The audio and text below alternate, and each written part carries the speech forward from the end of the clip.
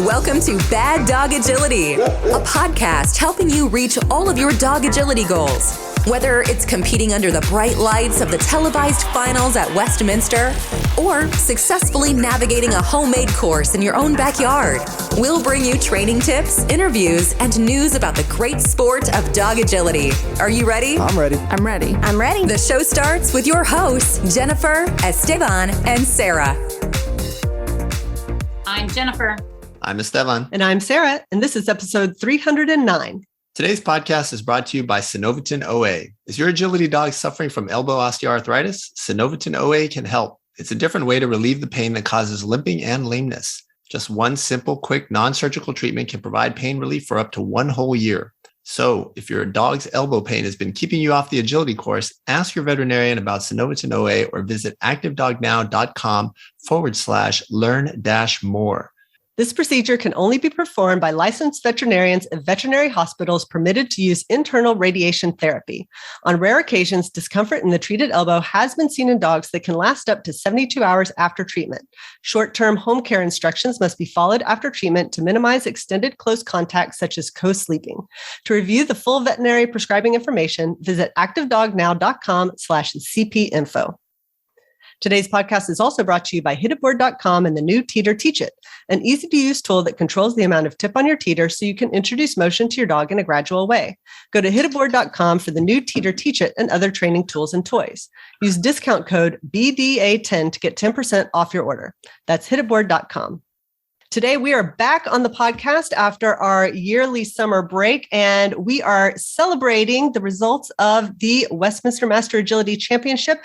We have on the podcast, as always, our co-host, Jennifer Crank, but she is also doubling as guest of honor after her recent Westminster win. And then also joining us is Jean Lavalley. Jean co-owns B with Jennifer, and so we wanted to talk to both of them about this amazing win and a lot of the fun things that have happened after her Westminster win. Welcome to the podcast, ladies. Thanks for having us. Thank you. All right. Well, let's start right away with the event itself. So, Jennifer, you have been to Westminster how many times? This was my 6th year attending. Excellent. And this year, like last year, it was scheduled for February and then had to be moved because of the COVID wave that was happening in February. It had to be moved in date from February to June. And that meant it had to be moved in location from, the pier in the middle of New York City to Lyndhurst Mansion. So now that you've had 2 years at the mansion, how do you feel about those two different venues? What do you think? Would you prefer one versus the other? I really like any event that repeats the location because it just comes with a sense of security. You know where parking's going to be. You know what to expect with crating. You know where the rings are. Everything was set up the exact same. I saw no changes from last year to this year. So in terms of the different sites, I do think this year's site is better for the dogs. It's better for the exhibitor. You have tons of space. There's tons of grass.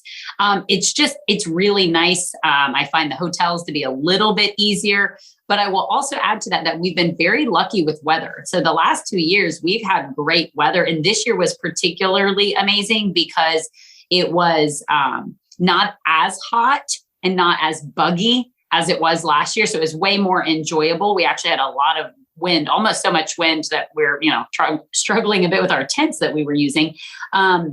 So I really enjoy it, but I just keep thinking what happens the year that we get a lot of rain or we really get bad weather? The one other thing that's a bit difficult from the perspective of the event is that we do have 2 rings on 2 different surfaces. So you have one ring that's inside on AstroTurf, really great. And then you have the outdoor ring on grass. And I would say that this year more than last year, it was just the year of knocked bars. I mean, dogs were struggling. And I think it's just because the grass isn't great. I mean, they were still holes that they were filling with sand, and a lot of dogs that aren't used to training on grass. So I would be totally 100% okay with them going back to the Lyndhurst Mansion. I have no complaints there. I do think that edge and that excitement is taken off a little bit. You don't have the spectators, you don't have the crowds. And because there is so much space, everybody's more spread out. So when it is at the pier, everything's a lot closer. They have the meet the breeds added on. They have the vendors added on, which they did not have for this. So the excitement and the high is a little bit greater. And then because I had the privilege of going to Madison Square Gardens when I won in the past, that was very different than the finals this year in terms of how the groups are run and the excitement and the size of the event there. Right. Well, from our perspective, we were watching we only got to watch the finals on TV. And I thought it looked like a fair size of crowds. Was that tricks of the camera, or do they have crowds on all four sides? For the agility, I think the crowds that you saw were accurate. I mean, there was good crowds. I mean, there was very good crowds. When we went back for the awards on Tuesday, which was the confirmation groups, it was dead. There were tons of empty seats. I was very surprised. But no, the agility was great. I mean, they had a good turnout. I actually think they probably had, more people that wanted seats than what they could sit. So it wasn't quite the size, but they did have seating on all four sides, which was unique from the pier where they don't have that. Right. That was my question, because at the pier, the spectating is actually quite limited. Like, it's hard to get seats, and it looked like maybe it could accommodate more overall people at the Lyndhurst Mansion for the perspective of the spectator. Yeah, that was, I don't know the numbers, but possibly the case. There was definitely, you had all four sides, but it didn't go as deep. And most of the people that were watching, it seemed like for finals, were the competitors. There wasn't it did not seem a lot of spectators that were coming in that evening, which is a bit different than at the pier. I feel like a lot of local spectators come in for the evening finals, the big finals or the big event. And it didn't seem to be that as much. It seemed like most of the spectators were participants from throughout the day. Right. So tell us about who you ran, because it wasn't just B. In fact, you had two dogs in the finals. So tell us about who you took to Westminster this year. So Westminster is one of the few events that actually controls and dictates the quantity of dogs you can take. For those of you that follow along, it's no big deal for me to have a lot of dogs, but Westminster actually says 4. No one handler can have more than 4 dogs. So I do have to pick and choose who gets to go. They also have the condition that you had to have the mock this year, which was different than last year. So that kind of affected things as well. So I took 4 dogs. I took Taylor, who is my 8-inch Sheltie, who ran in finals last year. She actually did not have her mock when we entered for it in February. And then when it got postponed to June, she earned her mock in that time and was eligible to re-enter. So it was kind of funny that she made finals last year, but then almost couldn't go this year. I took Rio in the 12-inch class. I took B in the 16-inch class, and then Jack Daniels in the 20-inch class. And those that maybe did the nationals before and after got a little bit more familiar with Jack Daniels. So the nice part was that I didn't have any 2 dogs in one height. So I had no competition against one another, but it also meant more conflicts because I was in like every height except 24. And for Westminster, there is no 24C. So obviously I wasn't there. So we had a great, I say we, me and my dogs, me and all my helpers and everybody that was there to support, had a great day. I went 7 for 8 in the preliminaries, which is incredible. I had 1 in queue, and that was with Jack and jumpers, and it was the bars. It was the outdoors on grass. Clearly, we didn't do enough prep on that. So I was thrilled with my dogs and the way that the scoring works out. Rio and B both made finals. So that was super exciting to just not only to get to finals, but then to have 2 dogs.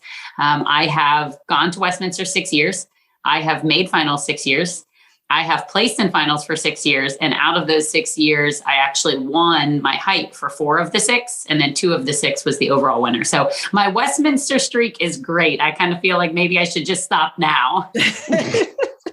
No stopping. We want to see you repeat and repeat and repeat that's again. An amazing resume. Yeah, it's unbelievable. And I just want to remind our listeners that Rio just won nationals at 12-inch this spring, and of course we've been following B very closely. When did B get her mock? Because she's on the younger side, and has just come out and made international teams and making to the challenge round in nationals and doing all these amazing things.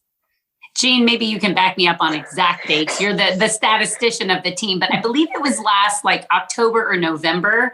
We were on a big push. I will be completely transparent. We were on a big push to try to get her mock so that I could take her to Westminster. So last fall, we were doing a bit more traveling than I maybe normally would, because typically Westminster opens like early December, and you have to have your mock at the time of entry. So usually like opens in December for the February event. So we were out trying to campaign and get her mock. So is that correct, Jean? Yep, that's right. And do you want to talk about the other way to get to Westminster that we did all within about a week? Yes, I forgot about that. So in addition to trying to get the mock, we were also had the privilege to be invited to the Incredible Dog Challenge. And the winner of each height for the Incredible Dog Challenge gets an automatic invite to Westminster. So we were out campaigning and running around and trying to get her mock. We were sitting on 19 double Qs. And she went out and won the Incredible Dog Challenge.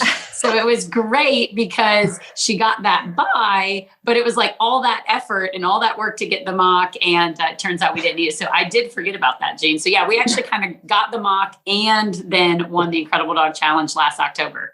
But if you hadn't gotten the Incredible Dog Challenge, maybe you would have been stuck at 19. I don't think so. Exactly. You're not the type to get stuck at 19, but you never know. No, I love it. You had a plan A and then you had a plan B. That's my kind of planning. Yes. Yeah. Me too. Well, Jean, can you tell us a little more? Tell us more about how this all got started between you and Jennifer and B. Tell us more about B. So when I got I got her from Jennifer's mom, Susan, and I was just going to raise her up to be my next agility dog. And I also had her brother, Mookie, from Rio's litter. And it was just really apparent to me very quickly that she was probably the most gifted mentally and physically Sheltie I had owned before. And I've had a lot of really nice Shelties. Really? Yes. Let me interrupt just a moment for some of our newer listeners who are not familiar with Jean's resume. Jean is a longtime competitor, big time winner, appearances at the biggest events on the biggest stages, FCI Agility World Championships. So, a great handler. And for you to sit here and say that this dog was special amongst all the dogs that you have had, in this breed is a remarkable thing. And you're a vet. So I think we should throw that out there, right? So people can understand what that means. Okay, now continue your story. And B is a Swift puppy too. Mm-hmm. Right. So, Jennifer's, wonderful dog Swift is the sire. So anyway, go ahead, G. Yes. So as I was training her, my mother recently moved in with us, and my husband and mom and I have been, COVID homebound and all that stuff. And as I was training her, I was just like, I really think this dog reminds me so much of Swift.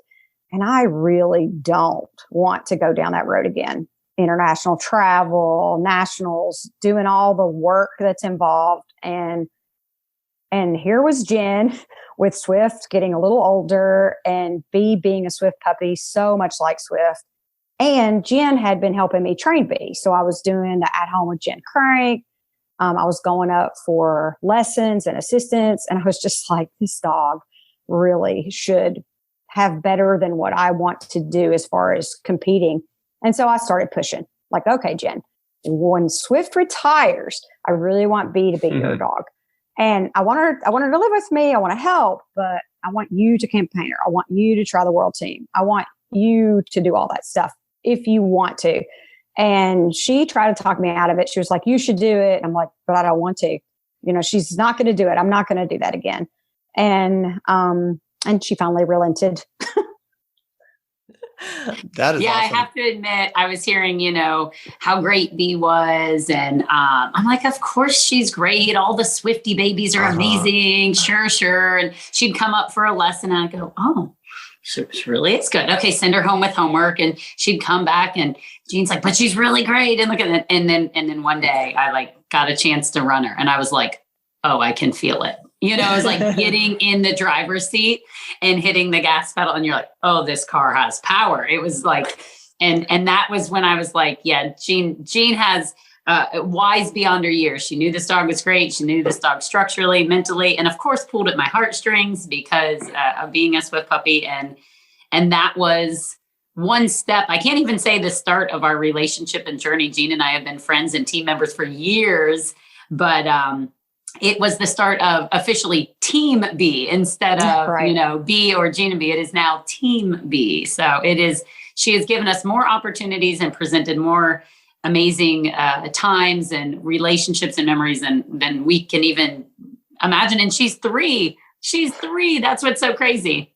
Wow. Yeah, I mean, she is doing remarkable things, putting in remarkable times. And I think we'll just skip to the punchline here for Westminster. B won the 16-inch class. Fantastic, wonderful, wonderful accomplishment. But the other thing that she did was she won the overall title. And for our listeners who have been on the podcast with us for a while, you know that this is a very difficult thing for a 16-inch dog to do. And it's because of the unique scoring at Westminster. It's based on yards per second, and 20-inch dogs get more yards, which means the 16-inch dog has to beat the 20-inch dog and by, a decent little margin to run the same yards per second. So Jennifer, I believe you have had multiple years where you had the fastest time of all heights at Westminster, but were not awarded the overall, correct? I don't 100% know the answer to that, but I do believe you're correct. I think there was at least one year where I thought Pink had the fastest time, but yards per second, she did not win. So I don't know if there were multiple years, but I do think there's at least one. There's at least one. And I do recall a year that Lark, Betsy Lynch, and it might've been Wren. I do apologize. It was Wren. Betsy had the fastest time of all of the dogs, but did not win the overall, which is crazy. And they have it even harder. They have even fewer yardages than the 16s. Right. So it's an interesting score. We've talked about it in past podcasts. If you want to listen to kind of, especially like our review of the first Westminster, where my hot take is I don't like it.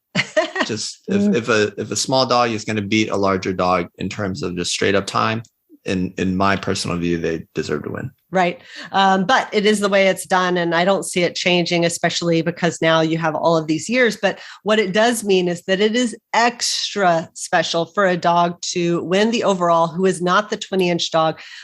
Jen accomplished that 2 years ago, right?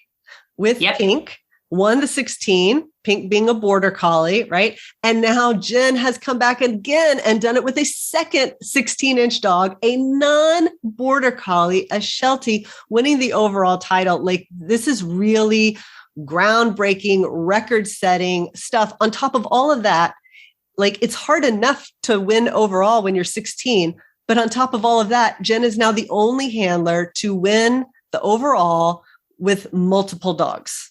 Right? 2 different dogs. That's never happened before. So like, Jen is setting Westminster records that I think are going to be very, very hard to break. And if you go back and you win again next year, I heard on the broadcast when we were rewatching it, they were pointing out as dogs were running, as Verb was running, they were talking that no dog has won the overall back to back. And, they were setting up the fact that Verb could do it. Verb had a A-frame call, so they did not win. But that could be you next year winning the overall again with B and being the first back-to-back overall winner. Yeah, we'll give it our best try, but I will say that even this year kind of blew me out of the water and took me by surprise. So, we'll see what happens. I do think there's some advantages that B has, that we train on grass and we practice on grass. That helped her out some. But I do have a goal, big goal, that the big Westminster trophy that you get your name engraved on, you don't get to keep. It goes and sits at AKC, but it does read, the rules do state that if any one handler wins it 5 times, the trophy gets retired to that handler. So you have all of your lifetime to do it. So I can do it with all of the different dogs, but I'm like, maybe that's a lifetime goal, is that my lifetime in the sport, I could win it 5 times. It would be super cool to have a trophy that they really never intended to go into Right. anybody's hands, and to have all those like iconic and famous dogs' names on there, to have, Perry's name, Jess's name, my dog, my 2 dogs on there, mine would be really cool. So that is a little lifetime goal, is 5 times to win the overall. I think it's going to happen. I think Jen's going to do it. If anybody can do it, Jen can do it. That's amazing. I love that. And I love that you read the rules to know that, right? Wait, so you have you have to be the overall winner? The overall winner 5 times. So she's she's two out of 5. So she needs 3 The other more. nice part with overall winner is that you get your entry guaranteed for life as well. So For now life? I did not Yes. realize it was for life. Oh, Yeah. I just thought it was the next So- year. What do you mean your entry? Like they pay for it, or like No, like, you can because- enter whatever dog you want? no, Well, no, B that can always go to dog- Westminster, even though remember Westminster fills and it's hard to get in and they have a waiting list. Oh, so but B once can you're the always go. overall winner, Yes. you can go every single year you're invited back. It's with only that for dog. 1 year. Yes. So that's why, like, you've seen dogs that won in the past. John Nysen Trick has won overall, and he's been there almost every year. And Perry I with see, Verb I is see. because those Sure. overall winners get that entry, not just the next year, but for, all future years, which is huge because that child typically fills up within, hours and is hard to Sure. get into. And I think, the event could grow. So with her only being 3, it's really exciting to know that from here on out, you will pretty much expect to see me at Westminster unless, we have any kind of injuries for her and me. But that was really cool to now know I don't have to sit and wait for that draw and wait for that email that says you got in. Wow, that's awesome. I love it. I'm a rule reader too. So I love that you've read the fine print. So tell us so now that we've kind of told everybody about the yards per second being how you are awarded, how did you find out? Were you really surprised, or were you acting surprised for the camera? Because I know that even when we're there live, it is very difficult to keep track of, you basically have to do algebra to reverse the time. So as soon as the 20-inch dog goes, or you have to do algebra to figure out what is the 16-inch time that would get you the same yards per second as that dog. That's the time that you need to beat. It's like not apparent, and you have to do all of this stuff. So when did you know? I will tell you that it was complete shock that what you saw on camera was absolutely accurate. I think there's a couple of factors into play. They do try to withhold that information from you. They do want your raw look. So it's not easy to try to figure out. And like you said, there would be math.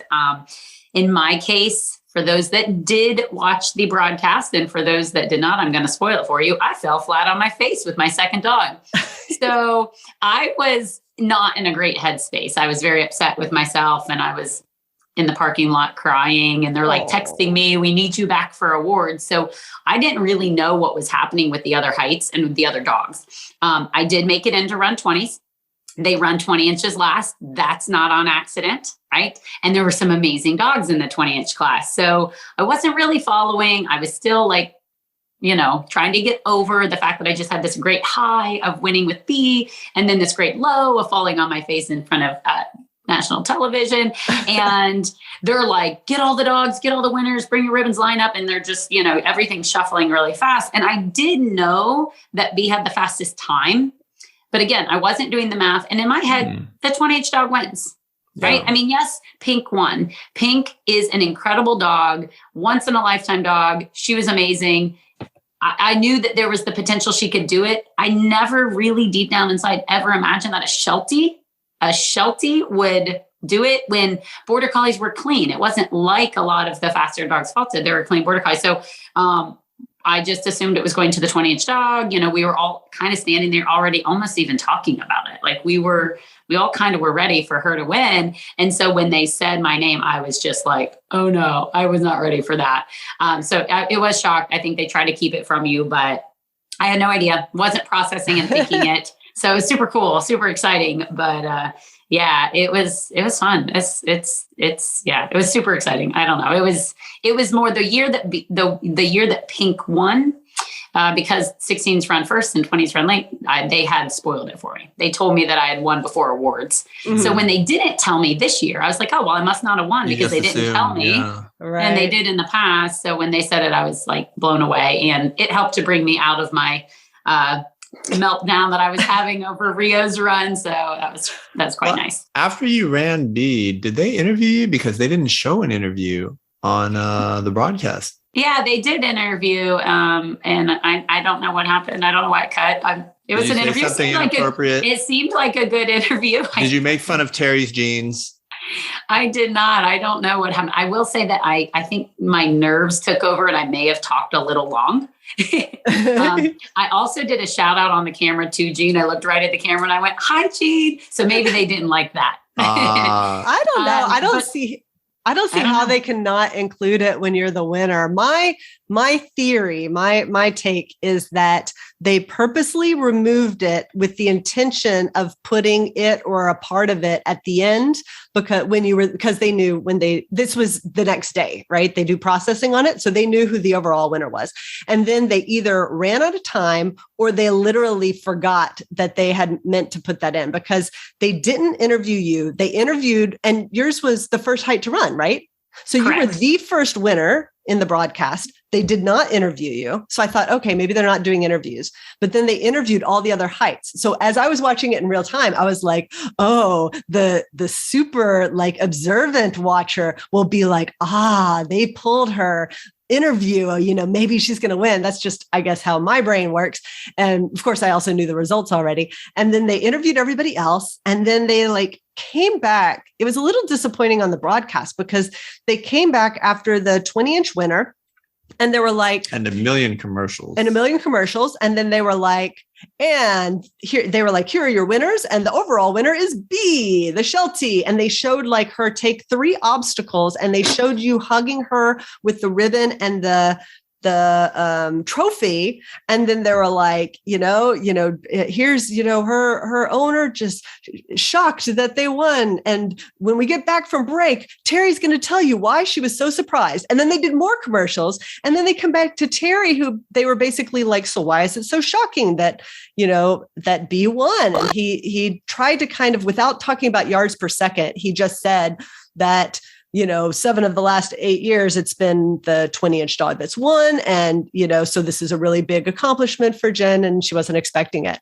And then they were like, what was your favorite part of this? And they were all talking about, as announcers, what they enjoyed about it. And I was like, but what about actually talking to Jen? Where's the Jen interview? So I thought it was a little bizarre and very abrupt. But of course, it was like you could see the time ticking down, to the next thing. So now that I heard your version, though, Jennifer, maybe saying hygiene and then giving a 5-minute speech, they were like, there's no good place we can cut this. There's no way we can fit it in. So just, we're just going to cut it out. That was my theory. I may have talked too long. I didn't seem like it in the moment, but I just answered their questions and I was nervous though. So maybe because I was nervous, they talked long, but who knows? But I didn't say anything stupid. Maybe they will contact us and clue us in. I had a theory that it did have to do with the shout out because it doesn't really play into the image of Jen, her dog, like the winner, and they play up the relationship and all that stuff. And it's like, how do they then explain there's 2 moms, there's 2 trainers? It's not the normal. It's 2022. There can be 2 moms. That's true. Yeah, that's true. During the interview, did you talk about Jean being a co-owner and all that? Yeah, they said how did she get so great, or why is she so great, or what was the key? And I said, she's a great dog, but she has a lot of great training. I've done stuff. She's trained with her co-owner as well. Blah blah blah. But the way that I looked at it, and I guess maybe Jean, you're right, but at the Kentucky Derby, the camera goes from the jockey to the owner, to the jockey to the owner, to the person that manages the stall. It's a team. It is a team. I mean, we all know it's a team. Even if your team is your spouse that supports you going to the shows, or it is your coach who walked you through the course plan. So, I was more about the team effort. But maybe that was not their takeaway. No, I totally agree. But now that I hear Jean's version and theory, I think there's something to that. Yeah, because they really do have this narrative, this story that they try to put together about. If they wanted to cut my interview because I wanted to thank somebody on national television, then they can cut my interview. That's fine. What did they ask you? Do you remember? Two very generic questions. I think it was one question was like, what was the key to, like, how did you get her so honed in on your emotions, and like, how did you get her to watch so well? And that's when I talked about her being, a very natural athlete and very biddable, and she had great training between the two of us. There was a second question, and I think it may have just been the, like, what does this mean to you? Yeah. They're all kind of running together between the Westminster years and the Nationals years, and they're all of your super wins. Generic. They don't ask about anything on the course. They don't go like, how did you navigate that backside out of the tunnel? You mean the backside where you said, push. Yeah, I don't think the interviewers have enough knowledge about the sport to ask questions like that. So It's all very generic. What does this mean to you? Or what's next? Or so maybe they could get. I think this is the first year, right, that they didn't run with Jennifer Hale on the side, right? So Jennifer had done it several years. Jennifer Hale had done it several years in a row. And she obviously builds up some knowledge about the sport, some familiarity with people, especially some of the competitors she sees over and over again. And I thought her questions got better and better as she understood the sport a little bit more. This year we had a new guy and clearly didn't know too much about the sport. So anytime you're starting over with new people in the booth or down there doing the interviews, I think it's going to be a little more generic on the question side. Was he the same new guy that did Nationals also? Somebody else asked me that question. I don't believe so. Okay.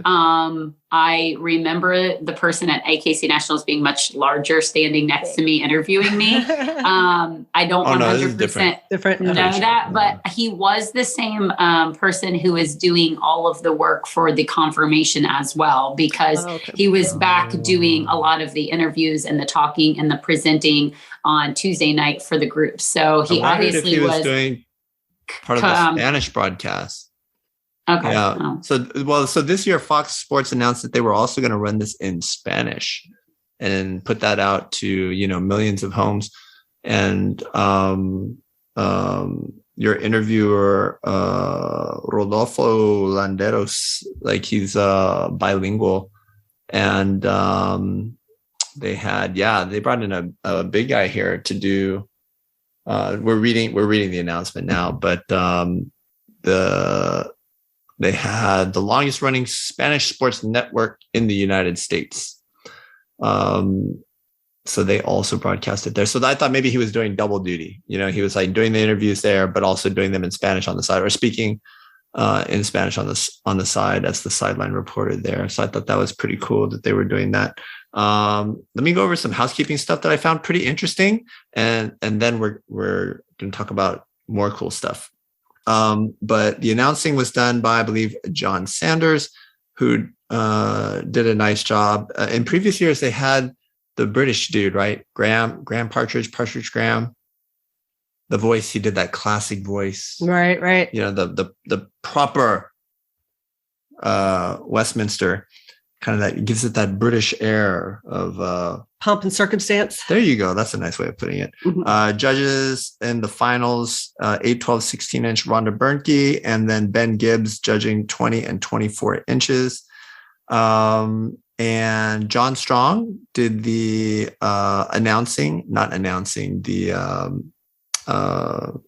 play-by-play, and then Terry Simons, of course, with the color commentary as the experienced agility competitor. I know I made fun of Terry's jeans earlier, but he actually looked quite sharp. Yeah, so no, he does. I like that they were wearing like ties and coats and stuff like that. Right. I think Westminster, a little dressier up there in the Northeast, that kind of an event. Yeah, we like Terry doing it. We think he does a great job. The joke that we were making earlier, it is a little funny because if you know Jen, then you know what she's saying. But as B came out of the tunnel to go to the backside, Jen's saying, push, push, push. And, training with Jen, like I know that cadence, not just the word push, but the way she says it, push, push, push, is how she does backsides. But Terry was like, oh, good. She's telling B's doing a good job. Right. I didn't actually even catch that the first time I watched the broadcast, but when I was rewatching it, like I thought he was talking about something else or he'd heard something else, but then I realized, oh, it's the push he thinks is good. I thought that was pretty funny. Just a little subtle miss cue there on what she was saying, but I thought it was cute. Yeah. And then to finish up my thoughts. So for the broadcast itself, I think it was pretty good. Every year they're trying new things. This year they had a weird tunnel camera and it did not look good. Like the video, right, as the dog ran through, it like collapsed. It looks like you're inside of a colon or something. It was not. Yeah. It looked like a colonoscopy, guys. Yeah. Right. Looked like something, yeah, exactly. I mean, yeah, you're right. Right. I mean, I haven't had one yet. That day is coming, but yeah. And they did show the coolest infographic, right? And so they were comparing the first year, 2014, with 2021. And they were explaining how the yardage for courses went from 165 to 192, right? The courses been trending bigger in recent years. The yards per second, the competitors were faster, 5.54 versus 5.86 now, so significantly faster. And even when you look at the champions, the winners, their yards per second went from a 5.9 in 2014 to a 6.3. Well, you know why the yardage is bigger? It's because of the move to Lyndhurst Mansion. You right? think there's more space? I think the courses are bigger. You don't think so, Jen? You don't think that there's more space? I haven't been to the new place, so I can't speak to that. Jen, what do you think? That information is listed on the premium. And I did not feel like the ring at Lyndhurst was larger than it was. You're absolutely right. It could be, but that's not what triggered in my mind. Like that wasn't the first thing that came to mind is like, oh, well, we have more space to work with. But it could be, it absolutely could be that's why. Yeah. And then the next one was, they kind of do an agility 101. How does the scoring work? 5 faults for, I think they called it a wrong course. And then 10 faults for contact, bar, or weaves, which I think is good because back in the day, if you could get a 5 fault, then you could, in theory, have a very fast dog, miss a contact, mess up the weave poles or something, or drop a bar and still win it all. So pretty interesting. And I think that's basically all my thoughts there on the broadcast, except to say still coming in too tight. I love the instant replays and the slow-mo. That is the time to come in tight on a dog, right? It is not the time to do, they basically need a wider view. And I feel like this year was worse than previous years. So maybe a new crew or something, but overall, like I want to trend out to a little bit wider, treating it more like a sport, treating it more like professional football, professional basketball. That's why this infographic was so cool. You're really establishing it here as a sport rather than some kind of circus oddity halftime show, so that would again be my complaint. And I felt like previously Fox had been doing a better job than say ESPN has. I feel like ESPN has really been struggling with the tight shots and their camera work, just not very good at all. So I felt like there was a bit of a drop off this year. Yeah. All right. Well, let's talk about some of the pomp and circumstance and celebration and what happens when you become a Westminster champion, the overall champion. So first off, Jen. So in addition to the huge ribbon and the pictures and the win itself, you then are asked to come back 2 days later. So it was Tuesday night, right? Or 3 days, 2 days. I don't know. Can't do day math. But basically Tuesday night you came back. And then as part of the confirmation side of Westminster, they have a little celebration in between or something like that, where they announce you to the general public and you're all, you're not in your tennis shoes, you're all dressed up and everything. So tell us about all of that and how that went. Yeah. So what happened once I won the overall, they kind of pull you aside and you do all this like paperwork and they tell you all this stuff. But one of the things is they really want you to come back during the groups to be presented, basically represented with your awards in between the groups in front of everybody that's there, along with doing an interview and a demo. So the event was Saturday and we won Saturday night, and they do say, hey, can you just stick around? But it was Tuesday night, which was 3 nights away. It wasn't like the next night or even 2 nights. It was 3 nights. And I just wasn't going to be able to swing sitting in New York for 3 days. I did not have enough dog food with me. I didn't have any dress clothes with me. I didn't go in expecting to win, so I didn't have any dress clothes with me. I had, the 7-year-old son at home and my husband at home that I had made obligations to get him to a camp that he was at on Monday. So I decided to pack up, leave Sunday morning, actually stopped at a show on my way out of town, come home Monday, and then go all the way back. And for those of you that are not aware of geography, for me, it was an 8.5-hour drive one way. So drive all the way back with my husband, who is completely and totally supportive, took the day off work, kind of came out with me so I didn't have to drive by myself to do the awards. And then what they do is they do 4 groups on Tuesday for confirmation, and they do the first 2 groups. And then on the break, they bring out the overall agility winner and the overall obedience winner. They present us, they show some photos and videos on the screen.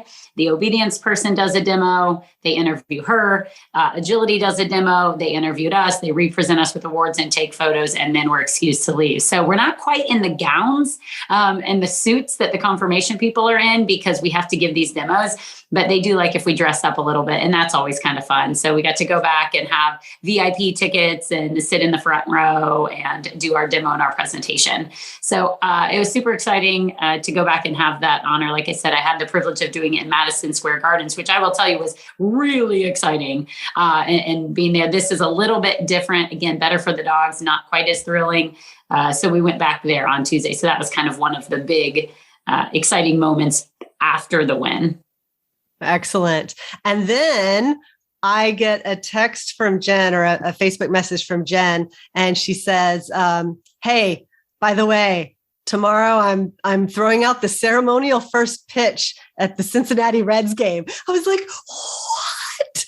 So tell me about this, because let me just say that I have, for a long time, I have felt like the agility winner should get and needs to get, and there's no reason why they shouldn't get, way more publicity than they're getting. When I see that the Best in Show winner makes the rounds on every late night show, every, Good Morning America and all of that, I'm like, there can't be one of those shows that wants to bring in the agility winner.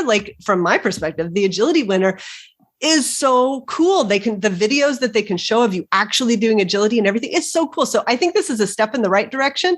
But for anybody who happens to listen to this, I think the agility winner should be on tour in the same way that the best breed winner is. But tell us how this happened and step by step what how it came to be, because Jean got to be involved in that too, and it was a total surprise. So tell us how it all went. I want to hear Jean's thoughts at every step of the way.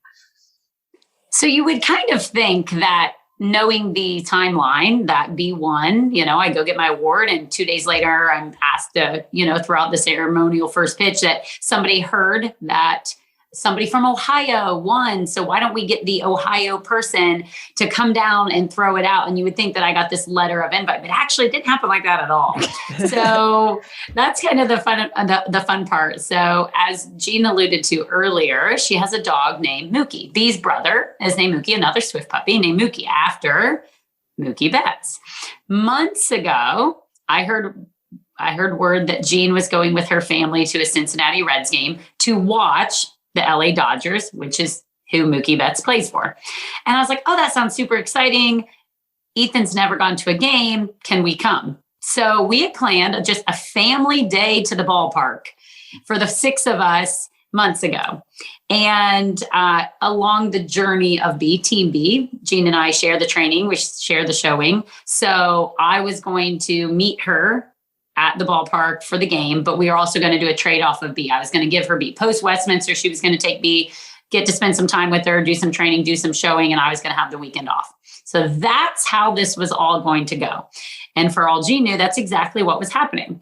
So we made arrangements to meet at the ballpark at a particular location. We were going to put B in the air conditioning.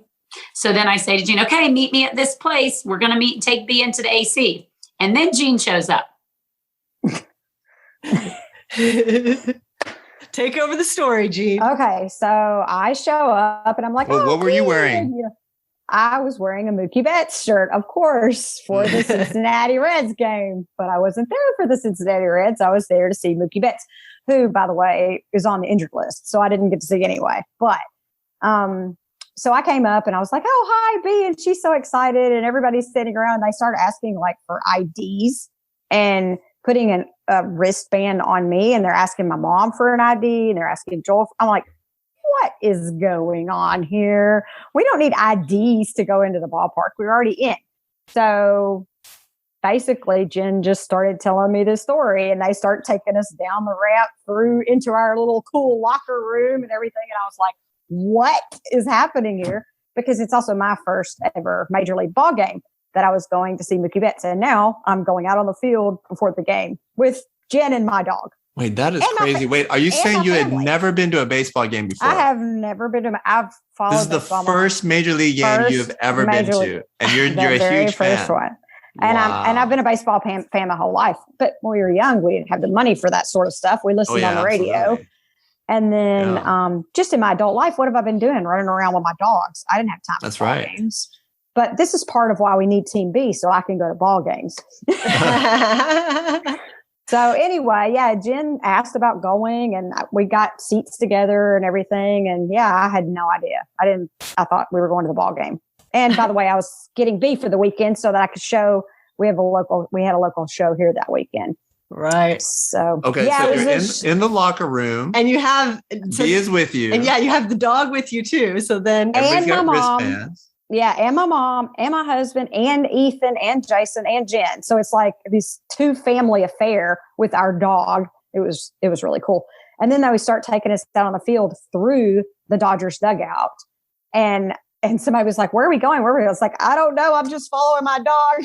So I'm like following Jen and the dog. And I don't know. It was like, I've seen ceremonial first pitches, but having never been to the ball game, I've never experienced it myself. That's awesome. And when Jen first told me, I just thought it was her doing the pitch. I didn't realize. So you were catching, right? So you were catching and she was throwing. In a manner of speaking, I was catching. All right, Jen, so at what point did you tell her? So since COVID, and I was aware of this, but of course I was withholding all this from Jean since COVID, they ask you if you're going to be throwing out the first pitch to bring your own catcher.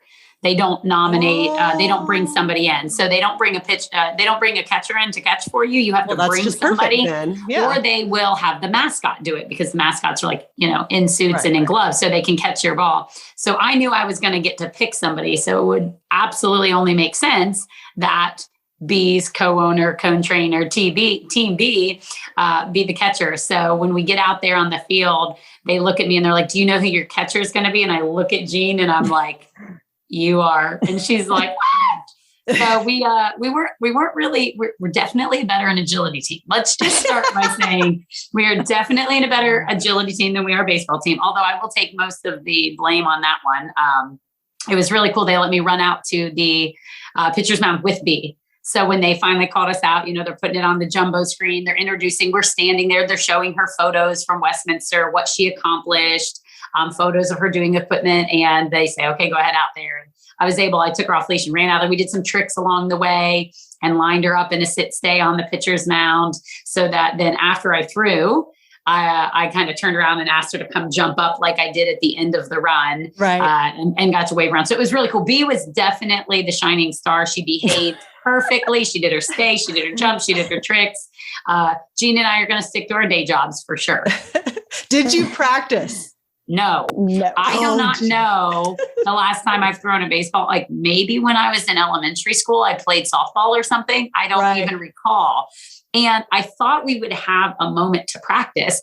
But when they say we're going to take you out onto the field, they literally walked you out onto the field. So to practice, I would be like practicing on the side of the field at the Red Stadium with everybody watching. And I was like, is it better to practice or not practice? So I was so nervous. They played music. So I'm walking out there and they're like, whenever you're ready, you can throw it. And then the music, that drum roll, like, and it's like getting louder and louder. They're like building up for the big like moment that you throw. I was a nervous wreck. I was like, oh my God, I gotta throw it really fast right now because they're waiting on me and they want to get me off the field for the game to start.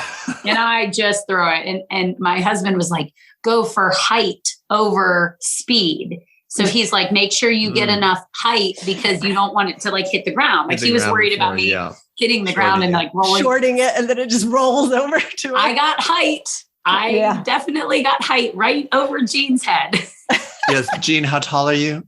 I'm 5'1", and my mom got a still shot of me jumping with the ball sailing over my head. You can see the ball in the picture. Okay, I need that. The truly funny thing is, though, my poor little feet are like 6 inches off the ground because I don't jump. I was like, yeah, I made a good college try, but it was not impressive. That is amazing. And for the organization to trot you out there, even in your as shirt. the catcher in your in LA my gear Dodgers shirt.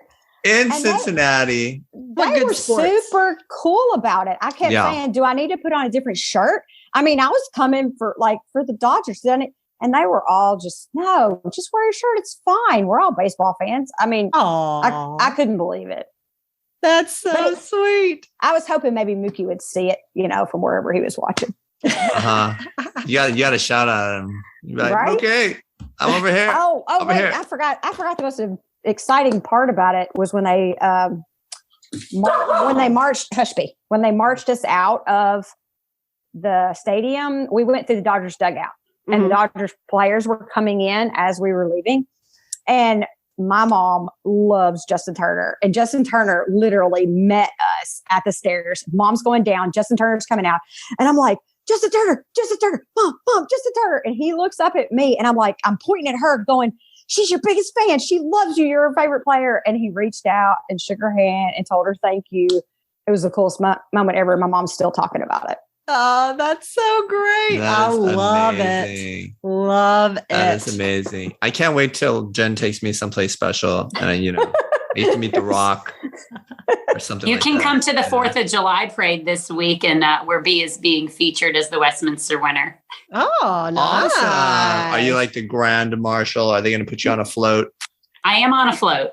No. But we're not the Grand Marshal. B is on I was a float. totally kidding and being sarcastic, and then she is in fact going to be on a float. And she's going to sit there with a sign that says Queen B, and then we have photos and signs that say Westminster winner 2022. That is too much. You need to make sure you get video, lots of photos, send them to Sarah. Of course. We'll get them on the website for everyone to see. Yeah, absolutely. That is hilarious. I love it.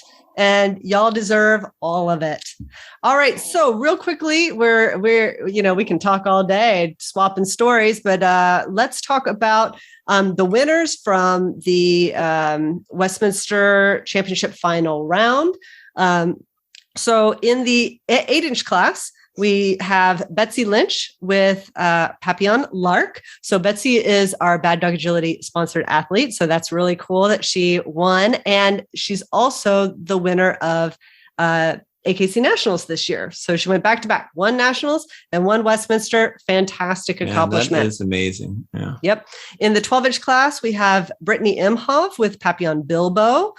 So they're longtime competitors doing lots of awesome things, adding a Westminster win. Of course, at 16-inch, we had Jennifer Kranken-B. And, Jennifer won Nationals with Rio and then won Westminster with B. So Jennifer won both events, different dogs. In the 20-inch class was Border Collie Truant with Cynthia Horner. And Cynthia and Truant also won Nationals. So this was like 4 of the 5, I've given away the 24-inch height class, but 4 of the 5 winners of Westminster had just won Nationals. Yeah. With Jen winning with a different dog. And then I think that's a big deal for Westminster because it says that you're bringing in the best dogs, getting the best dogs in there on TV, because you always worry about more regional, like obviously Westminster draws nationally, but the actual competitor pool of entrants is mostly regional, right? Right. Because of the travel that would be involved heading up to the Northeast.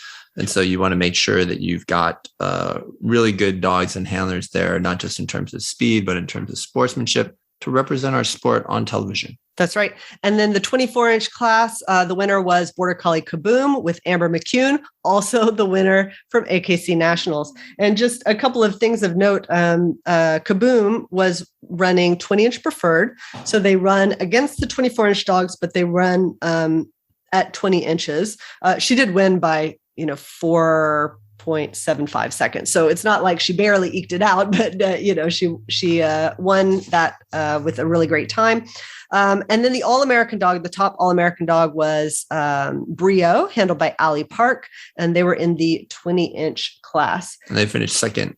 Then they finished second in the 20-inch class. Yeah. And then I had done the math because, so, the dogs that we're looking at, of course, are B at 16 and Truant at 20. So Truant went 31 seconds. B went 29.81. And then if I do the algebra, let's see, Cynthia, instead of 31, Cynthia would need to go faster than 30.35 to have beat B's yards per second. So just to kind of put it in perspective, that means that Jen needed to win by 0.65 seconds to hold on to that win. She ended up winning by, obviously a little bit more than that, but that just gives you an idea of what that yards per second does. Jen has to, on this particular course, Jen needed to beat the 20-inch dog by 0.65 seconds to take home the overall title. Right. Well, to be devil's advocate, right, if we want to look at this, you can say that in 20 inches, the only dog that really came in under that time or exactly that time, right, 30.35 was Verb, right? They had two falls, so they had a missed contact and a bar. But imagine a scenario where Verb doesn't drop a bar, they don't miss that contact, and they go 1/100th of a second faster. So now you have a dog that during the bulk of his career jumped 20 inches, but now they're jumping 16 as the preferred dog, and they would become the overall winner, beating out a really outstanding performance from a 16-inch dog. And so, from my perspective as a competitor and fan of the sport, that's something I don't think that I want to see. But that is something that, as Westminster is currently constructed, the scoring system, like that's a scenario that could happen. Yeah, that is super interesting. And I'm not sure that everybody caught what you said right off the bat. So I'm going to rephrase it and repeat because I didn't even make that connection until you pointed it out. But basically, the preferred dogs run with their measured height. So a 16-inch preferred dog is jumping 16 inches, but gets scored with the 20-inch dogs. The 20-inch dogs get more yardage than the 16-inch dogs. So what you're saying is, in this specific case, you would have Verb running 16 inches, running against B, running also 16 inches, but B gets less yardage, even though they are literally jumping the same height. Right. You're literally holding B to a higher standard of performance, in my opinion. Yeah, that is super interesting. As it goes on, you're going to get more and more of these kind of weird edge case scenarios because it just depends on who shows up and how everybody runs on any given day. But these are the quirks of the scoring for Westminster. Mm-hmm. So, all right. Well, I think that about wraps up this podcast. I had so much fun with both of you on the podcast today. I love hearing about y'all's experiences. Jen, we are so excited for you and so proud of everything that you've been doing, and everything that you do for our sport. You just amaze every time every dog, every event, you're just amazing out there. So congratulations.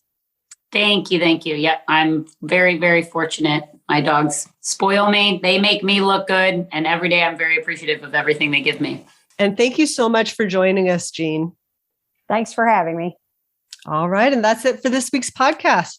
We'd like to thank our sponsors, Synoviton OA and hititboard.com. Happy training.